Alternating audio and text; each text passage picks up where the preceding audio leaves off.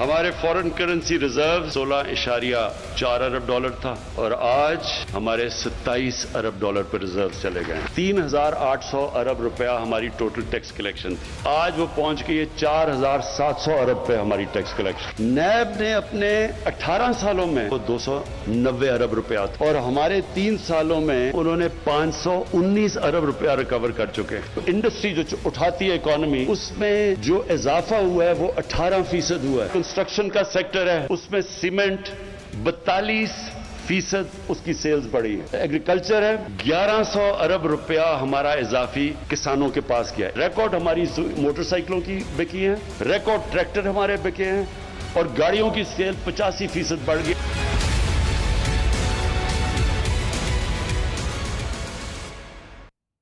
जी हाँ, ये हैं वो कारनामे जो बकौल वजीर आजम हुकूमत ने 3 साल में अंजाम दिए हैं। मान लिया कि सब बातें बड़ी मुस्बत हैं, लेकिन बिजली की बिलों से अवाम को लगने वाले झटके, गैस की बुलंद शोलों की तरह बुलंद होते इसके बिल और इन दोनों यूटिलिटीज की कीमतों में IMF की फरमाइश पर बार बार होते इजाफे से अवाम की बदहाली जनाब वजीर आजम क्यों नहीं याद रखते।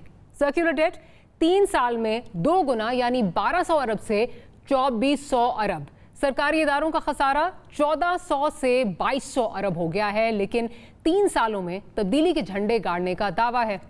पुलिस, ब्यूरोक्रेसी, निज़ाम अदल, सब में रिफॉर्म्स जो तब्दीली का असल हदफ थी वो कहीं नजर नहीं आती। लेकिन 3 साल कमाल है। अब आते हैं उस तब्दीली की तरफ जो अवाम ने वाकई महसूस की है और जिसका एतराफ़ भी करते हैं। आटा 35 से 85 रुपए, चीनी 55 से 105 रुपए, घी, दालें, दूध, मुर्गी और अंडे सब की कीमतों में बहुत तब्दीली आई है।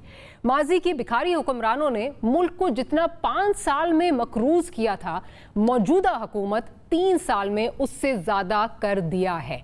लेकिन ये भी अगर समझा जाए तो एक तब्दीली है, मगर मुल्क में कार ज़्यादा बिकी है, इसी वजह से तो कारकर्दगी को पहिए लग गए हैं।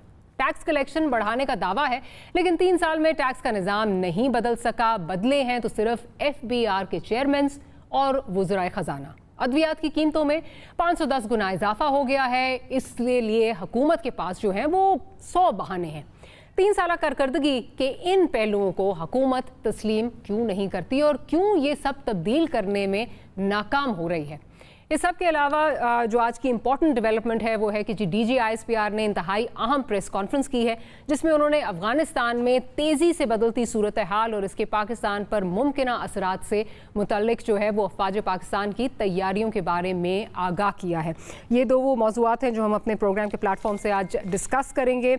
हमारे साथ आलिया हमजा साहिबा मौजूद हैं, पाकिस्तान तहरीक इंसाफ से आपका ताल्लुक़ है। डॉक्टर फ़ारूक सलीम हमारे साथ मौजूद हैं, आप इकोनॉमिस्ट हैं।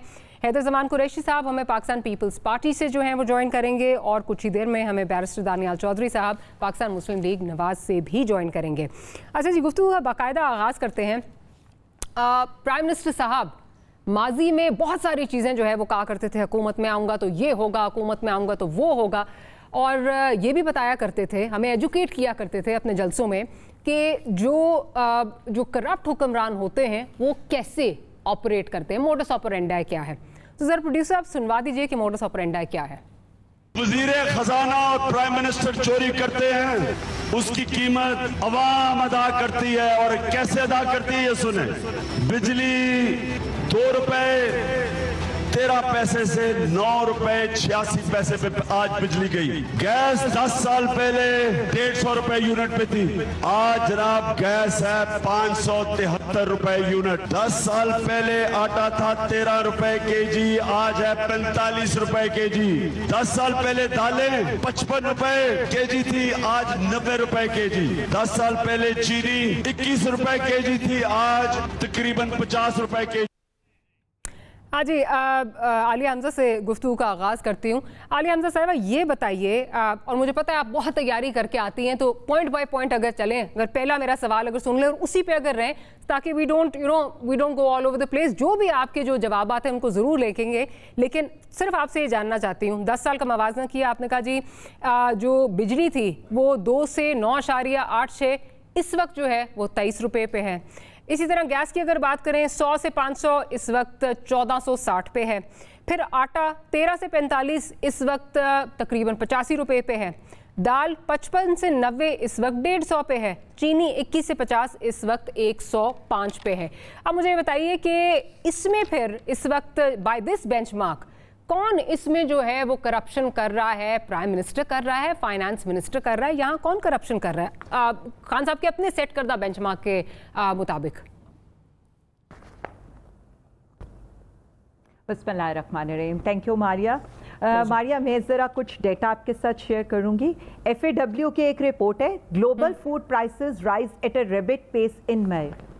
उसके बाद दूसरी मेरे पास एक रिपोर्ट आती है UN की, cost of the food rises at fastest pace in over a decade. फिर मैं financial times, global food prices boost biggest jump in the decade. फिर मेरे पास रिपोर्ट आती है CNN की, global food prices surge to their highest level in a decade. फिर जी ये हमारे पास है ये एक और डेटा है, और ये भी इंटरनेशनल डेटा है अल जजीरा का, global food prices surge against stocking inflation fears.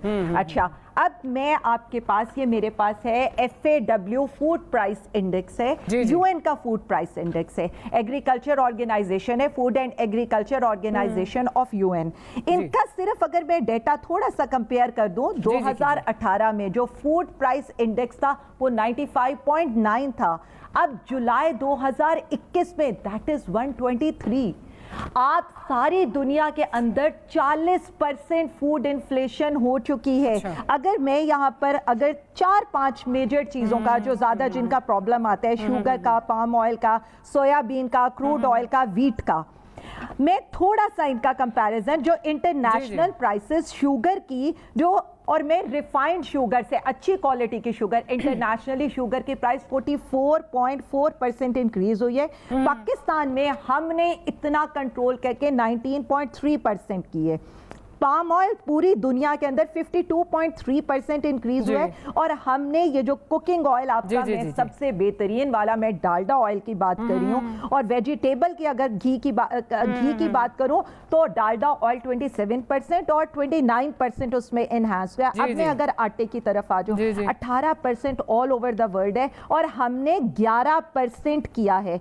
दुनिया के अंदर इस वक्त जो पेट्रोल की प्राइसेस हैं, आपको पता है कि वो किस कदर इंक्रीज करी हैं, और हमने कंट्रोल करके 13% किया है। मैं बिल्कुल ये नहीं कह रही, मैं सिर्फ इतना कह रही हूँ कि पाकिस्तान दुनिया से अलग नहीं है। जो इंडिकेटर्स अच्छे हैं उसके साथ हमें ये भी एजुकेट करने की जरूरत है कि पूरी दुनिया के अंदर फूड इन्फ्लेशन हो रही है, लेकिन पाकिस्तान चाहे वो इंपोर्ट करे फिर भी अपनी चीजों को कंट्रोल करके अवाम को उनको मुनासिब दामों के ऊपर जो स्टिल उनके लिए महंगे हैं, कोशिश हम करें। अब आ जाए अब बिजली के ऊपर। देखें, आपके भी सामने है बिजली के सौदे, IPPs के सौदे 15-15 साल के, एक सौदा हमने नहीं किया। हम अब जो सौदे उन्होंने 23 रुपए यूनिट में किए थे, हम 6 रुपए यूनिट में, ये जो हम पानी से बनने वाले या जो सस्ते सौदे क्लीन एंड ये जो Pakistan clean and green Pakistan के अंडर हम जो लेकर आ रहे हैं रिन्यूएबल एनर्जी के, हम सस्ते लेकर आ रहे हैं। इस सारी चीजों के बावजूद आपको भी मारिया पता है कि इंडस्ट्री को हम गैस किन नरखों पे प्रोवाइड कर रहे हैं, हम कितनी LNG कितने % सब्सिडी देकर उनको मुहैया कर रहे हैं, हम किस तरह से इलेक्ट्रिसिटी को 0 रेटेड के लिए हमने जो इंडस्ट्री है उसके लिए कम किया हुआ है। हम हर चीज के ऊपर प्लस, अगर आप बिजली देखें तो 300 यूनिट जो एक गरीब तबके के लिए उस पर उसको सब्सिडी दी जाती है। देखिए, मैं तो माजी से कंपेयर करें, चले आली साहब बहुत लंबा आपने अपना अच्छे होंगे, ठीक है, तो आप ट्रिकल डाउन होगा। चले देखते हैं, मैं जरा फारूक साहब की तरफ चलती हूँ, क्योंकि बाकी किसी की बात जो है वो ये हो सकता है जी पॉलिटिक्स इसमें आ रही है या इसमें पॉलिटिकल पॉइंट स्कोरिंग हो रही है। हमें तो आज तक ये बताया जा रहा है जी ग्लोबल फूड प्राइसेस जो हैं वो बढ़ गई हैं, लेकिन माजी में तो कहा जाता था आटा हो, चीनी हो, ये तो माफियाज यहाँ बैठे हैं, बल्ला जाने माफियाज बैठे हैं या ग्लोबल फूड प्राइसेस, क्योंकि ये दो कमोडिटीज़ अगर स्पेसिफिकली आटा और चीनी की बात करें तो हमारे यहाँ ही पैदा होते हैं। फिर डॉक्टर साहब, अगर मैं मवाजना करूँ खित्ते से, और don't take my word for it, मेरे व्यूअर्स आपको सुनना चाहेंगे, क्या खित्ते में भी इसी तरह जो है वो महंगाई हुई है? बांग्लादेश, इंडिया, मैं तो जो देख रही थी, मुझे तो उनके फिगर्स हमारे CPI के बहुत कम लगे हैं एज कम्पेयर, हमारे फिगर्स बहुत ज्यादा as compared to Bangladesh and India. Over to you doctor साहब। मैं जो हकाइक हैं ज़र के हवाले से 6 ममालिक का पाकिस्तान के साथ मुआवजा किया जाता है, वो आपके सामने रख देता हूँ। बिल्कुल। मालदीव्स में ज़र का रेट है वो 1% है, नेपाल में 4% है, इंडिया में 4% है, श्रीलंका में 4.6, बांग्लादेश में 5.9 और पाकिस्तान का है वो 8.6 है। इस पूरे खित्ते में ज़र जो है वो पाकिस्तान का रेट सबसे हाईएस्ट आया है। देखिए आप हम जब बात करते हैं किसी चीज की कीमत की तो वो एब्सोल्यूट में बात नहीं कर सकते, साथ ही साथ हमें उस मुल्क की आमदन का भी ख्याल रखना होता है। अब पाकिस्तान में जो आप सोचिए कि पेट्रोल का रेट है 119 रुपए फी लीटर, ये पाकिस्तान की 74 साल माशी तारीख का बुलंद तरीन रेट है। अब हम कहें कि अमेरिका में तो $3 का 1 लीटर बिक रहा है, बिल्कुल ठीक बात है, लेकिन अमेरिका में जो औसतन आमदन है एवरेज वो 60, पाकिस्तान में अगर 119 पेट्रोल बिक रहा है तो यहाँ पे आमदन 12 की है। तो आप पूरा कॉन्टेक्स्ट हमें देखना जरूरी है, सिर्फ एक फिगर सामने रख के वो उसका। अब आप सोचिए कि 3 साल में जो आपने 3 चीजें बताई हैं, असल मईशत जो है वो उन 3 चीजों के इर्द गिर्द घूमती है। बाकी आप करंट अकाउंट डेफिसिट कहते हैं, रिजर्व कहते हैं, उसका से कतन कोई ताल्लुक नहीं है। कारों की बात हो रही है, 2 चीजें सिर्फ आपके सामने रखता हूँ कारों के बारे में। अब पाकिस्तान की आबादी है 22 करोड़ की और इस वक्त पाकिस्तान में टोटल कारों का जो नंबर है वो 2 करोड़ है और बहुत सारे घराने जिनके पास 1 से ज्यादा कार है। तो इसका मतलब ये हुआ 95% पाकिस्तान की जो आबादी है उसका कारों से, खरीदो फरोख्त से, लेन देन से ताल्लुक नहीं है। तो क्या हमने वो 3% या 5% आबादी जो है उसके ऊपर गौर करना है? हमें तो इमरान खान साहब हमेशा सिखाते थे कि जो आबादी 95% गोरबा है इस मुल्क में, बिल्कुल उस मुल्क का है। अब आटे की कीमत जो आपने बताई वो 100% इजाफा है 3 सालों में। पाकिस्तान 74 माशी तारीख में आपको 3 साल का कोई ऐसा दौरानिया नहीं मिलेगा जिसमें आटे की कीमत 100% बढ़ गई हो, जिसमें चीनी की कीमत 100% बढ़ गई हो, जिसमें बिजली की कीमत 100% बढ़ गई हो। तो देखिए यहाँ पे 2 धारी तलवार चली है, एक तो अशिया की कीमत और दूसरी आमदन कम हुई है पिछले 2 सालों। ठीक, बिल्कुल ठीक, आपका पॉइंट आ गया। और इवन जो गाड़ियों की कहा जा रहा है डॉक्टर साहब के, मैं आती हूँ आपकी तरफ, मैं आती हूँ नहीं, एक सेकंड आली साहब, दोनों गेस्ट बाकी भी हैं। गाड़ियों की भी जो कीमतों की बात की जा रही है वो अगर आप पिछले साल का मुवाजना करें तो उसमें जो है वो बढ़ी है, पर अगर PMLN का आखिरी साल देखें तो उसमें रिकॉर्ड जो है वो आपको गाड़ियों की प्रोडक्शन जो है वो नजर आती है। And I am talking about pre Covid times भी, जब PTI की हुकूमत आई तो नीचे गिरी है प्राइसेस, मैं भी फैक्ट्स भी आपको बता दूंगी। अच्छा दानियाल साहब, आप खुश हैं नए पाकिस्तान में? आप जो ये देख रहे हैं, तब्दीली देख रहे हैं, वो तो कह रही हैं कि फूड प्राइसेस इतनी ज़्यादा बढ़ी हैं, हमने तो बिल्कुल नहीं कुछ बढ़ाया। अब आप किस तरह, ऑपोजिशन हमारी, हम देख रहे थे कि ऑपोजिशन शायद कोई बात करेगी, ऑपोजिशन से भी उस तरह हमें कोई चीज़ नहीं नज़र आ रही, अवाम पिसते जा रहे हैं, आप लोग भी कुछ नहीं कर रहे। देखिए डॉक्टर साहब, बिस्मिल्लाहिर्रहमानिर्रहीम, ये तो उन्होंने फैक्ट्स और फिगर्स किताबी बातें की और कुछ देख के पढ़ा, लेकिन इससे पहले हमारी यादाश्त बहुत कम है। हम इन फैक्ट्स और फिगर्स पे जाने से पहले ये चलें, दुनिया से तो मुआवजा कर लिया उन्होंने अपना, लेकिन वो बताएं कि आज जो उन्होंने लोगों को वादे किए थे कि जो गवर्नर हाउसेस की दीवारें गिरनी थी, लोग आज 4 साल बाद मुंतज़िर हैं, 4था साल शुरू हो गया है, लोग मुंतज़िर हैं वो गवर्नर हाउस की दीवारें किधर हैं जो गिरनी थी। आज 4था साल शुरू हो गया है, जो 50 रुपए के हेलीकॉप्टर का फ्यूल लगना था और आपने जो प्राइम मिनिस्टर हाउस पे यूनिवर्सिटी बनानी थी, वो यूनिवर्सिटी किधर है? लोग आज भी वो लोग इंतज़ार कर रहे हैं उस वादे का कि जो आपने कहा था कि हम वज़ीर-ए-आज़म हाउस का और इनके जो फंड्स हैं हमने इतने लोगों को निकाल दिया, गाड़ियां बेच दी, भैंसें बेच दी और जितनी चीज़ें सब बेच दिए और उसकी कॉस्ट हाफ हो जाएगी। आज मुझे बजट में बताएं कि उसमें कितना इंक्रीज़ कर गया हो गया है। डॉक्टर साहब, आज भी as we speak right now मेरी बहन इतनी अच्छी बातें कर रही थी, ये अपना कैलकुलेटर उठाएं और मुझे सिर्फ 3 चीज़ों का कैलकुलेट करके बता दें। 50 रुपये थी चीनी, पर केजी, आज 120 रुपये है। कैलकुलेट करके बता दें कितना परसेंटेज डिफरेंस आया। 700 रुपये का था 20 केजी की बोरी, आज 1400 रुपये के ऊपर है। डॉक्टर साहब, आप जिस चीज़ का कंपैरिजन करेंगे, इन्होंने बिजली के यूनिट की बात करते थे, किधर 11 रुपये और किधर 20 रुपये। आज पाकिस्तान में मुझे बात बताएं कि मुझे कोई घर आप उठा दें, अपने कैमरामैन से किसी से अभी इनसे लाइव प्रोग्राम में पूछें, किसी का बिल 5000 रुपये से कम आता है? यहाँ 15, 16, 11 हज़ार रुपये से ज़्यादा बिल नहीं आता, कम नहीं किसी का आता। और 21, 22, 23 हज़ार रुपये नौकरी लेने वाला बंदा मुझे बता दे कैसे अपने घर का बिल बनाए, अपने घर का महीने का बजट बनाएगा। इन्होंने इन्फ्लेशन की बात की, देखिए इन्होंने नौकरियों की बात की। नौकरियां इन्होंने कहा था, कितनी इन्होंने कही थी, हम 1 करोड़ नौकरियां देंगे, 1 करोड़ नौकरियां। डॉक्टर साहब, आज क्योंकि आपका 16,000, we have an economist on the wall, he can rectify if I'm wrong, 16 billion rupees जो आपका डेट बढ़ गया है, उसकी वजह से 5 million jobs have been lost. Not only, अब मुझे बताएं इनके जो वादे, जो इन्होंने लोगों को वादे किए थे 50 लाख घरों के, इन्होंने कितने घर दिए हैं? इन्होंने लोगों के घर अब गैर आबाद कर दिए। इन्होंने जो OGDCL के बंदे जो इन्होंने अभी रिसेंटली, और सब कुछ आप छोड़ दें, as we speak right now, Sui northern के जो लोग उन्हें 2010 के एम्प्लॉइज़, इन्होंने हर इदारे में ये गालियाँ देते थे डॉक्टर साहब, they used to, how can we forget, जो जितना ये मेट्रो और इन चीज़ों को देते थे, वो 30 अरब रुपए का जो प्रोजेक्ट था जिसको कहते थे ये 22 अरब में हम करेंगे, आज 100 अरब क्रॉस कर गया पेशावर BRT, वो इनको नज़र नहीं आ रहा। मुझे आप एक मुल्क, ये इतने मुल्कों की एग्जांपल दी, मुझे एक मुल्क बता दें, and I will rest my case, जहाँ 6 एडवाइजर्स, फाइनेंस के एडवाइजर्स आए, 6 मिनिस्टर आए हों, जो मिनिस्ट्रियाँ, असद उमर ने ना इनकी शिप सेल करनी थी, इमरान खान ने एक ड्रीम देखी थी, उस ड्रीम को पूरा किसने करना था? असद उमर ने। Asad Umar was out in first few months, उसके बाद 6 मिनिस्टर्स इनके वज़रा आ गए, आज तक आपकी सिमत सीधी नहीं हुई। टैक्स कलेक्शन आज तक ये 4000 कुछ अरब को क्रॉस नहीं कर सके, और फिर भी अपना मुआवजा करते हैं पुरानी हुकूमतों से। देखिए, इनसे नलायक, इनकॉम्पिटेंट ये वाहिद हुकूमत है जो लोग कहते हैं कि यार कि अगर कोई करप्ट हुकूमत भी थी ना, तो वो बेहतर है कि इनसे नलायक और इनकॉम्पिटेंट हुकूमत हमने आज तक पाकिस्तान की हिस्ट्री में नहीं देखी। अच्छा, और आप कोई भी इंडेक्स उठा के देखेंगे, आप करते हैं, उसमें करते हैं। आगे मैं जरा हैदर ज़मान कुरैशी साहब को भी शामिल करूं। कुरैशी साहब, क्या फिर समझा जाए फिर इसी बेंचमार्क, फिर ये किसका, फाइनेंस मिनिस्टर का कसूर है जिस तरह दानियाल कह रहे हैं? क्योंकि यही हमें बताया गया था खान साहब की जानिब से कि या फाइनेंस मिनिस्टर करप्ट है या प्राइम मिनिस्टर करप्ट है। तो प्राइम मिनिस्टर तो कहा जाता है जी हमारे बहुत ज़्यादा जो है वो नॉन कॉम्प्रोमाइजिंग है करप्शन पे, तो प्राइम मिनिस्टर तो हो नहीं सकते, फिर फाइनेंस मिनिस्टर है। किस तरह इस बेंचमार्क को देखें, इसी यार्ड स्टिक को?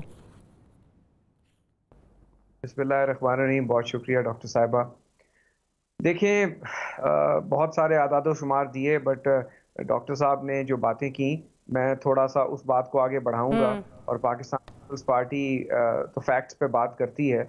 पाकिस्तान की तारीख में डबल खान की हुकूमत के डबल कारनामे हैं। आप देखिए कि हमने माजी में सुना था कि चीज़ें 10% बढ़ती हैं, 20% बढ़ती हैं, यहाँ तो डबल से कम बढ़ती नहीं है। और आपने देखा है कि जो आटे गंदम चीनी की बातें कर हमारी बहन, माजी में कंटेनर पे कभी FAO है ऑर्गेनाइजेशन, FAW नहीं है, उसका जिक्र खान साहब नहीं करते थे। वो कहते थे हुक्मरान करप्ट हो तो अवाम की जेब पे डाका। तो इन्होंने 300 अरब का डाका तो सिर्फ आटा, और उसके बाद अद्वियात के स्कैंडल में, पेट्रोलियम स्कैंडल में, और स्कैंडल्स ही स्कैंडल्स थे, और अरबों और खरबों लूट के ले गए हैं, लेकिन किसी का एहतसाब नहीं हुआ। और वो जो कर्जों वाला था हुसैन असगर साहब का, मेरे ख्याल है कुरैशी साहब का सिग्नल में कुछ इशू आ रहा है, स्काइप में इशू आ रहा है, अगर उनको कॉल पे जो है वो कनेक्ट कर लीजिए। कॉल पे जी कुरैशी साहब, अगर आप कॉल पे आ जाएं। जी जी जी जी जी, वो आपके सामने है कि रात के वो जो हुसैन असगर साहब को जो कर्जों वाला कमीशन था, याद है ना आपको? तो वो ये बातें करते हैं। मैं आपको बताऊं हकीकत पे कि 2018 में हाउस होल्ड सर्वे हुआ था पाकिस्तान के अंदर, और उसके बाद अब जो फिगर्स आ रहे हैं, उस वक्त 32-35 हज़ार एक औसतन इनकम थी, एक्सपेंस था, और तब फूड बास्केट पे तकरीबन 35% खर्च होता था, और तकरीबन 30% जो है आपका ट्रांसपोर्ट पे होता था।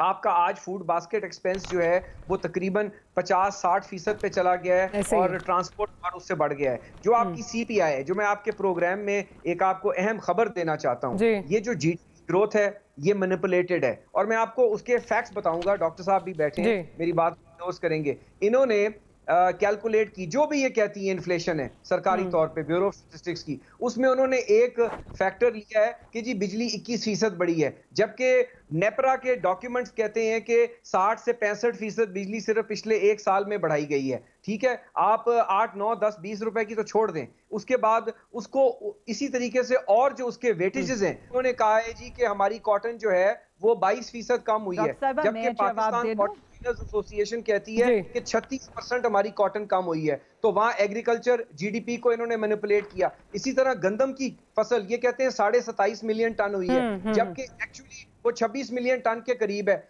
वहां भी एक्सेसिव ग्रोथ दिखाई। अच्छा, आटा भी आपके पास मौजूद, गंदम भी आपके पास मौजूद, चीनी में भी आप सरप्लस हो गए, और उसके बावजूद आप इंपोर्ट कर रहे हैं और आप हमें ग्लोबल प्राइसेस का बता रहे हैं। उस वक्त आप कहां थे जब $0 पे आ गया था? आपने फ्यूचर्स में प्राइसिंग पैक की थी। अभी भी आप सबसे महंगी LNG खरीद रहे हैं, अभी भी आपकी मिस गवर्नेंस है। तो देखिए, ये बातें डॉक्टर साहब करने वाली हैं। सबसे ज्यादा इस पे तमाम इकोनॉमिस्ट एग्री करते हैं कि फूड बास्केट और एनर्जी कॉस्ट, जो आपकी CPI के कोर फैक्टर्स हैं, वो सबसे ज्यादा इस हुकूमत में बढ़े हैं और डबल से डबल हो गए हैं। तो डबल खान की डबल हुकूमत के कारनामे हैं। ये जो मर्जी फिगर्स देती है। चले, आप जरा बहुत लंबी चौड़ी चार्जशीट सबकी तरफ से आ गई है, आलिया साहिबा जवाब देना चाह रही हैं। जी आलिया साहिबा, आप जरूर दें। मैं हकाइक पर बात करना चाहता हूँ। डॉक्टर साहिबा, मैं तो ना बड़ा इंजॉय करती हूँ इनकी जो आपने बात कर ली है ना, आप मुझे बात कर लेने थे। आप जरा बात कुरैशी साहब, अब जरा एक तो आपकी लाइन में भी इशू आ रहा है, प्रोड्यूसर साहब जरा अगर आप इनको बीपर पे कनेक्ट कर लीजिए, मैं जरा आलिया साहिबा की तरफ चलती हूँ। जी आलिया साहिबा, जी आलिया साहिबा बोलिए। जी डॉक्टर साहिबा आप जरा सुनती जाइएगा तीनों बंदों की बातों का जवाब। Very interesting. मतलब मुझे तो डॉक्टर साहब इतने बड़े इकोनॉमिस्ट हैं, अगर उनको नहीं अंदाजा हो रहा चीजों का तो I just wonder. Financial times, ये मैं सिर्फ अभी इंडिया की रीजन की बात कर रही हूँ, मैं दुनिया को भी छोड़ दें। इंडिया और मतलब रीजन की क्या बात है। हिंदुस्तान टाइम क्या कर रहा है कि food prices surge 3 times that supply chain takes a hit. ये जो है ना, ये बेशक मैं इनके लिंक्स भेजती हूँ, डॉक्टर साहब से कहें प्लीज स्टडी कर लें। Tens of million plunge into poverty in covid India. ठीक है, ये तो मैंने सिर्फ इसलिए कि डॉक्टर साहब की तसल्ली के लिए मैं बता दूं रीजन के क्या हालात है। अब सिर्फ पेट्रोल प्राइसेस का कंपैरिजन कर ले, पाकिस्तान की पेट्रोल प्राइसेस के मुकाबले में। अच्छा कुरैशी प्लीज, अगर कुरैशी इंटरप्ट मत कीजिए, कुरैशी प्लीज गुजारिश है इंटरप्ट मत कीजिए, इस तरह फिर बात नहीं होगी। अच्छी डिबेट हो रही है। जी कुरैशी प्लीज। जी आलिया साहब, अगर मैं नहीं, उन्होंने नहीं काटा था, आपका बार सिग्नल डिस्कनेक्ट कर रहा था। जी प्लीज आलिया साहब। हाँ, ये ऐसे नहीं चलेगा। इन्होंने पाकिस्तान के 119 के मुकाबले में 220 आपका डॉलर टर्म्स में रेवेन्यू कम हुआ है। अच्छा, चेयरमैन बदलने के बाद। कुरैशी साहब मेरी बात सुनो। कुरैशी साहब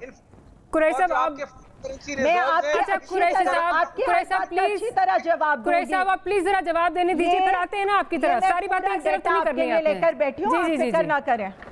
जी आलिया साहब कंटिन्यू करें, फिर मैं डॉक्टर साहब के पास भी जाना। जी, इस वक्त एक पूरे रीजन में पाकिस्तान में पेट्रोल प्राइसेस सबसे कम है, और इंडिया में अगर मैं सिर्फ रुपए में कंपैरिजन करूं तो 119 के मुकाबले में 220 रुपए हैं। जरा उनका पर कैपिटा इनकम भी बता दें, वो कमाता कितना है ना PMLN वाले। नहीं, मैं सारे कमाते कितने हैं पर कैपिटा कर रही हूं, मैंने एक पॉइंट नोट जी प्लीज।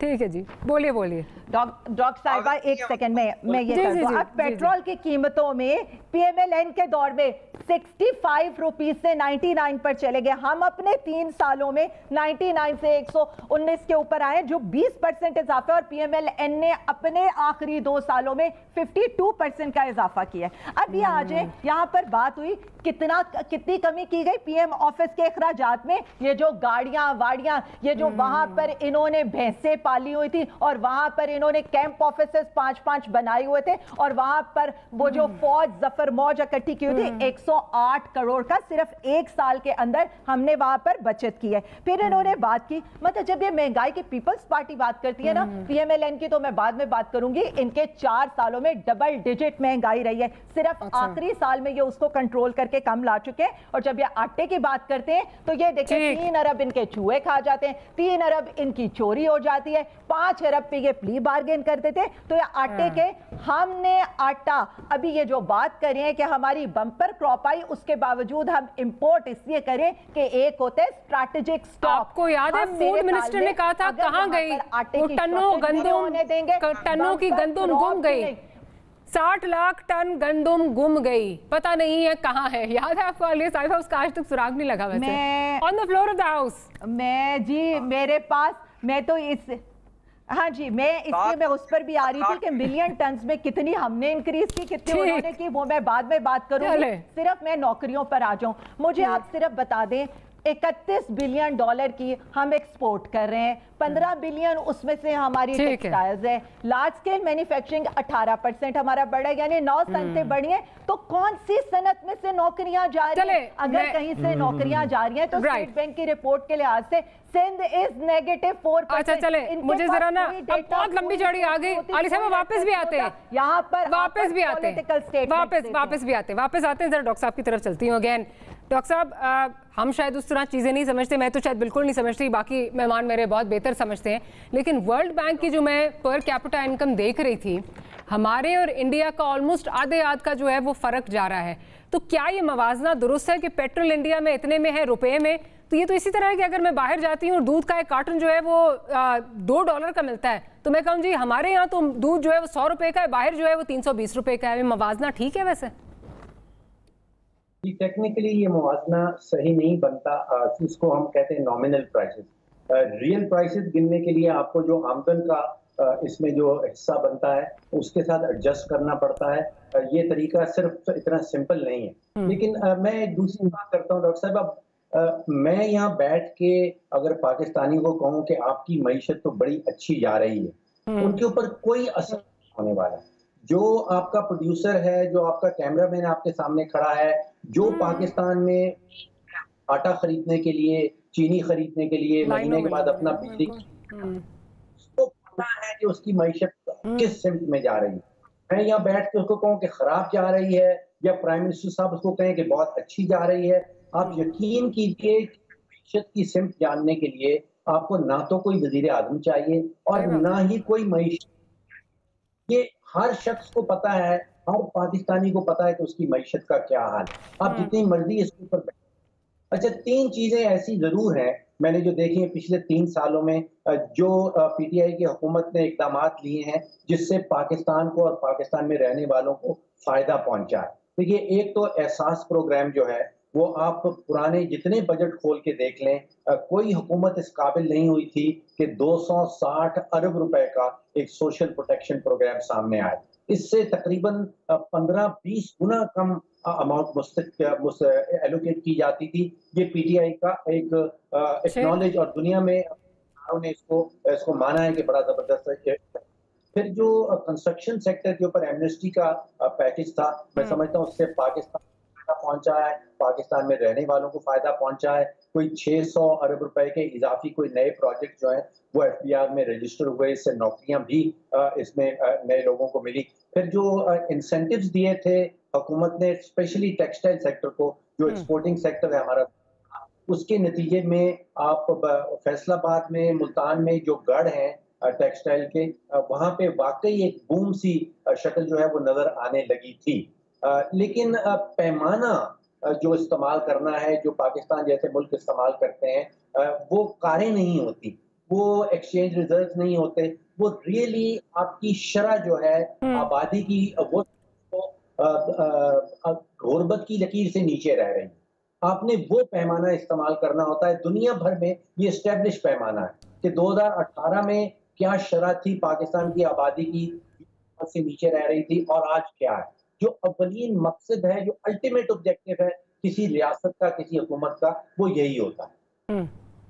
लेकिन जो ये एक चीज़ जरा ऐड कर दीजिए, जो अभी बात की जा रही है और आपने भी कहा कि टेक्सटाइल सेक्टर में बहुत इंप्रूवमेंट आई है, उसके बाद कंस्ट्रक्शन सेक्टर में बहुत इंप्रूवमेंट आई है, क्या इन सेक्टर्स में जो ये इंसेंटिवाइज किया गया है, क्या ये अब तक जो अनएम्प्लॉयमेंट थी उसमें ये ट्रांसलेट किया है, क्या उसको जो है ये फैसिलिटेट कर रहा है? ज़रा इस पर भी बता दीजिए।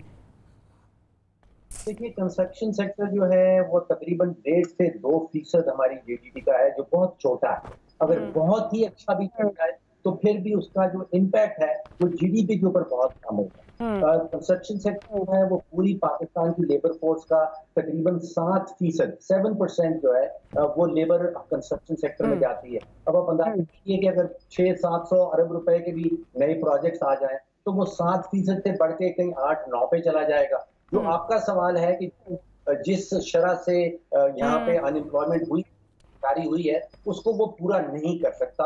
मैं सिर्फ ये कह रहा था कि उस सेक्टर में बूम जरूर आया है। बूम जरूर आया है। अच्छा बैर साहब, मुझे लगता है मुझे तो आपसे कुछ नहीं पूछना पड़ेगा। आपने एक लंबी चौड़ी जो है चार्जशीट आलिया साहिबा के लिए जो है वो कुछ लिख के आपने तैयार जो है वो की हुई है। डॉक्टर साहब मैं खाली एक चीज बोलूं कि इंसान अगर इजाजत हैदर साहब कह रहे हैं मैं दानियाल साहब से इजाजत लेके बात कर लूं। जी बिल्कुल कर जी हैदर साहब कर दूं। कंस्ट्रक्शन सेक्टर में डॉक्टर साहब बूम इसलिए आया है कि हम चोरों लुटेरों को एमनेस्टी नहीं देंगे। हमने एमनेस्टी दी हुई है, आज तक एमनेस्टी है और हम दिए चले जा रहे हैं। और जो एटीएम्स हैं और जो बाहर से पैसा फनल आईएमएफ से एक्सटेंशन लेके दी है।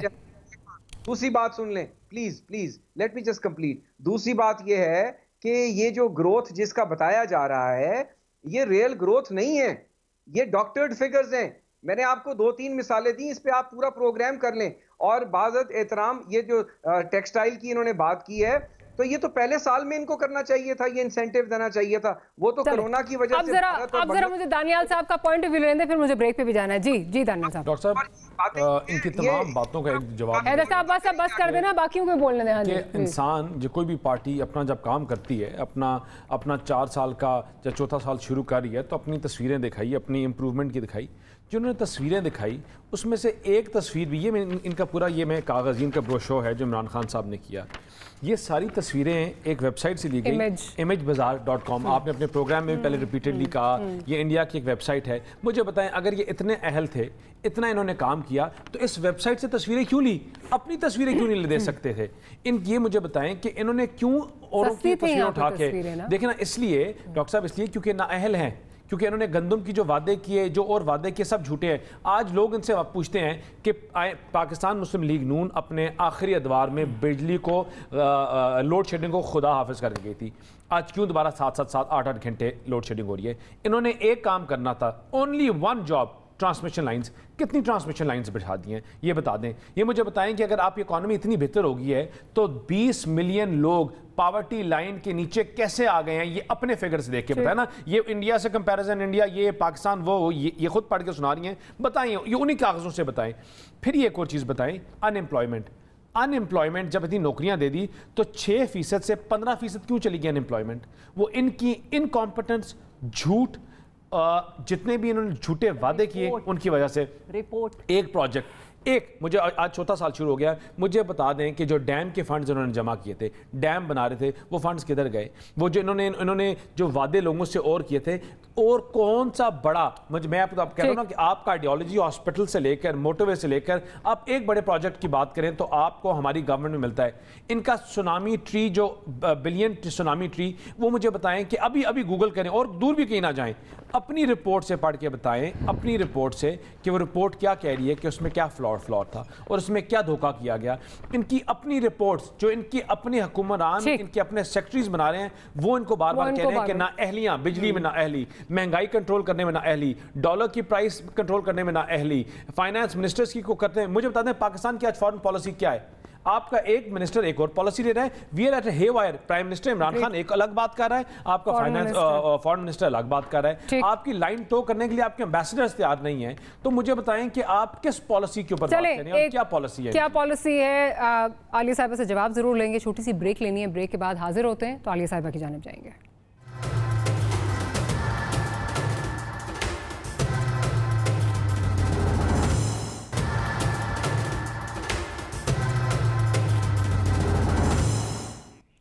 Welcome back after the break. Alia साहिबा की तरफ जाऊंगी।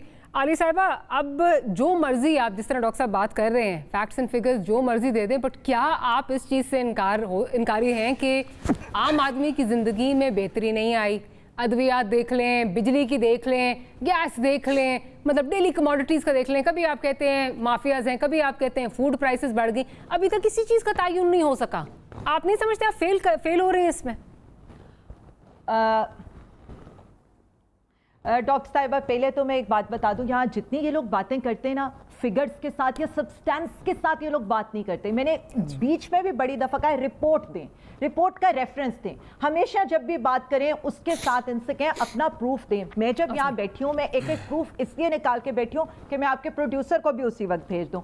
सबसे पहले ये आवाम को गुमराह मैंने आपको एक ऑफर दी थी, मैंने आपको एक ऑफर दी थी, इजाजत मैंने आपको एक ऑफर दी थी। मैंने कहा था आप और मैं दोनों चलते हैं, मैं और आप दोनों अपारा चलते हैं और लोगों से जाके बात करते हैं।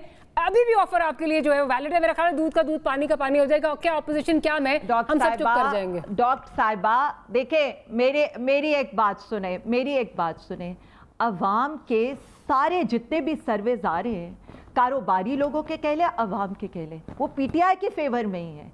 अभी आपके बाई इलेक्शंस देख लें, कश्मीर का इलेक्शन देख लें, गिलगित बल्तिस्तान का इलेक्शन देख लें, हारे हैं भाई, इलेक्शन तो हारे हैं, 9 हारे हैं। अभी सियालकोट का इलेक्शन, और बाकी 9 हारे हैं। मेरी बात सुने, जो इलेक्शन हम, यार एक सेकेंड सुन तो ले, मैं कोई ऐसी बात तो नहीं करी, सब दुनिया के सामने करी हूं। आप सियालकोट के इलेक्शन में हमारा वोट बैंक बढ़ा, जो पहला डस्का का इलेक्शन था आपका वोट बैंक कांस्टेंट रहा। गुजरांवाला के इलेक्शन में हम हार के भी इसलिए जीते कि सेंट्रल पंजाब के अंदर डेंट हमने डाला। एनीहाउ मेरे पास इतने फिगर्स हैं और बाकी 9 इलेक्शन हम जीते, बाकी 2/3 मेजॉरिटी से कश्मीर और गिलगित बल्तिस्तान में भी कश्मीर की तो डायनामिक्स बहुत डिफरेंट है। कश्मीर जीबी की डायनामिक्स बहुत डिफरेंट है। जो 9 हारे उन पे भी बात कर ले। डॉक्टर साहिबा, मैं अभी मेरे पास इतना कुछ है कि मैं पहले उस पर बात करती हूँ, फिर मैं उन पर भी आती हूँ। सबसे पहले इन्होंने बड़ी बड़ी जो इंटरेस्टिंग बातें ना यहाँ पर होती हैं और मुझे हंसी आती है। मेरे भाई कहते हैं हम तो बिजली दे गए थे, शॉपरों में भर के ले जाओ, डिस्ट्रीब्यूशन तो करना आपका काम था। मतलब एटलीस्ट इन्होंने अपनी इस नाअहली को तो कर दिया, डिस्ट्रीब्यूशन लाइंस ही नहीं होंगी तो आप यानी महंगे इलेक्ट्रिसिटी के सौदे करते रहे और अवाम के लिए आप गर्दिशी कर्जे, अवाम को कैपेसिटी चार्जेस के मद में इतना महंगा कुछ देते रहे। एटलीस्ट शुक्र है आपने इसको कन्फेस तो किया। अब अवाम के लिए आपका 50 यूनिट 3.95 का है, 100 यूनिट तक अगर आप यूज करते हैं तो 7.74 का है, और 300 यूनिट से 700 यूनिट तक भी अगर आप इस्तेमाल करते हैं तो बिजली की प्राइस पर यूनिट 19.55 की है, 700 से ज्यादा का यूनिट। और पहले कितना था? पहले कितना था? 19.55। पहले कितना था? करेंगे तो हमें देना है। नहीं, पहले कितना था ना, बताए ना। नहीं कहूंगी बिजली का कोई सौदा अभी तक हमने पहले कितना था? जो पहले कितना था? भुगत रहे। आलिया साहिबा बता देना, आप तो फैक्ट्स पे बात करती है ना। पहले कितना था? डॉक्टर साहिबा मैं भी यही बता रही हूँ, मैं इसीलिए तो आपको बता रही हूँ। अच्छा, गैस में क्या हुआ? मैं इसीलिए आलिया साहिबा गैस में क्या, गैस में, अच्छा गैस में क्या हुआ? बंदे की बात करते हैं। आलिया साहिबा गैस में क्या हुआ? मतलब जो 100 यूनिट इस्तेमाल। एक मिनट डॉक्टर साहिबा, मैंने ये देखें इनकी चीजें भी सुन तो लेना, मैंने इनकी भी चीजें लिखकर रखी है, आपकी भी लिखकर रखी है। आप आजे, इन्होंने कहा रियल ग्रोथ ही नहीं है। बिल्कुल जी, रियल ग्रोथ ही नहीं है। जिसके रियल ग्रोथ तो वो होती है जिसके साथ करंट अकाउंट जो खसारा हो वो 20 अरब डॉलर का हो। रियल ग्रोथ तो वो होती है जिसके साथ आपकी एक्सपोर्ट कम हो रही हो। रियल ग्रोथ तो वो होती है जिसमें आपकी रेमिटेंसेस स्टैग्नेंट हो, आपके रिजर्व जो है वो 9 बिलियन डॉलर के गिर रहे हो। मेरे भाई रियल ग्रोथ वो होती है जब आपके 3 सेक्टर। चले 9 बिलियन ये लास्ट हुकूमत का निकाल दे, जो कहेंगे मैं इनकी बात मानूंगा। इनसे कह 9 बिलियन रिजर्व्स निकाल दे, 9 अभी निकाल दे। पीएम ने जो गवर्नमेंट छोड़ दी 9 बिलियन का निकाल दे फिगर। 18%। मेरी बात सुने, सनती नहीं, अभी तो मैं आपका कंपैरिजन लेकर बैठी हूं। 9 बिलियन से आगे जाते ही नहीं। 9 बिलियन आप निकाल के मुझे दिखा दें। यहाँ डॉक्टर साहब भी बैठे हुए हैं, वो जो सलाह कहेंगे मुझे हमें मंजूर है। चलें जी, मेरा ख्याल है 9 बिलियन डॉलर आपने कम किया है। आपका कंपैरिजन में सारा का सारा ये लाकर बैठी हुई हूँ कि पीटीआई और आपके उसमें क्या कंपैरिजन है। हम 16 अरब से लेकर आज 27 अरब के ऊपर है हमारे रिजर्व्स। आज हमारी टोटल एक्सपोर्ट 31 बिलियन डॉलर की है। आज हमारा ट्रेड डेफिसिट जो है आपके बनिस्बत कम हो रहा है। आप 37 बिलियन डॉलर पे छोड़कर गए थे, आज 31 के ऊपर है। आज आपका करंट अवाम ये फिगर सुने, अवाम ये फिगर सुने और मुतमईन हो जाए। चले आली साहब बड़ी लंबी होगी ना चार्जशीट, मैं जरा डॉक्टर साहब से पूछ लूं, बाकियों को भी बात करनी है ना। डॉक्टर साहब शायद फिर वाकई नंबर्स इतने अच्छे हैं शायद मैं देख नहीं पा रही या आप या बाकी मेहमान जो है वो देख नहीं पा रहे, लेकिन मुझे ये नहीं समझ आ रही कि गैस, बिजली, हर चीज़ जो है वो प्रीवियस हुकूमत पे डालना, जबकि गैस में तो खुद ये इनके अपने लोग कह चुके हैं। आपको याद है फिरदौस आशिक अवान साहब ने कहा था डाका पड़ा है, डाका पड़ा है, और आज तक वो डाका वापस ना हुआ। डॉक्टर साहिबा जो भी बात कर लें, जो मार्केटिंग में इन्होंने कामयाबी हासिल की है मुकाबला नहीं है पीटीआई। आप सोचिए कि गौर करें कि जो अभी तकरीब हुई थी 3 साल के लिए, उसमें मैं ये समझता हूँ जो सबसे इम्पोर्टेंट जुमला कहा गया था वो कहा गया था कि अगली, जो नारा लगाया गया था कि अगली बारी फिर न्याजी। ये इलेक्शन मोड का अगली दफा भी इमरान खान साहब ही वजीर आजम बनेंगे। आप देखिए इनका पैकेज कितना जबरदस्त है। कोई प्रोग्राम है 260 करोड़ का, अब कोई 1 खरब रुपए का कामयाब पाकिस्तान प्रोग्राम सामने आ रहा है, फिर हेल्थ कार्ड सामने आ रहे हैं, उसके बाद ग्रोथ है 3.9%। हेल्थ कार्ड में भी अपने आप डॉक्टर से जाके ऑन ग्राउंड बात करें डॉक्टर साहब, तो वो आपको बताएंगे कि 7 लाख बताया जाता है, 3 लाख पे कैप हो जाता है, और उसमें भी कितना रोल रहा है पेशेंट। ये आप डॉक्टर से बात करें, आप भी बात करते हैं, मैं भी करती हूँ, आपको अंदाजा है इसका। मैं ऑप्टिक्स की बात कर रहा हूँ, मैं मार्केटिंग कैंपेन की बात कर रहा हूँ। इतनी खूबसूरत मार्केटिंग कैंपेन पीटीआई की है कि पीपल्स पार्टी और पीएमएलएन उसके करीब भी नहीं पहुंच सकते। देखिए पीपल्स पार्टी जो है वो तो सियासी तौर पे रिस्ट्रिक्टेड है, वो सिंध में 3 दर्जन सीटें लेती है। पीएमएलएन, मुझे याद नहीं कि पीएमएलएन की तारीख में इतनी डिवीजन कभी पहले मैंने देखी हो। दूसरी तरफ पीटीआई का आप कैंपेन देखें ना, तो कामयाब पाकिस्तान, एहसास, आपके हेल्थ के कार्ड्स, आपकी जीडीपी ग्रोथ, तो ऑप्टिक्स में इनका मुकाबला नहीं किया जा सकता। और साथ ही अगली बारी फिर न्याजी, तो पीपल्स पार्टी को और पीएमएलएन को कुछ सोचना होगा कि वो भी, उनके पास कोई मुतबादिल बयानिया, माशी बयानिया उन्होंने सामने नहीं रखा। अगर इतनी महंगाई है तो पीपल्स पार्टी वाले क्या करेंगे? उन्होंने कोई मुतबादिल बजट दिया है, पीएमएलएन वालों ने जो मुतबादिल बजट दिया है, बिल्कुल ठीक है, ये दोनों से पूछ लेते हैं ना।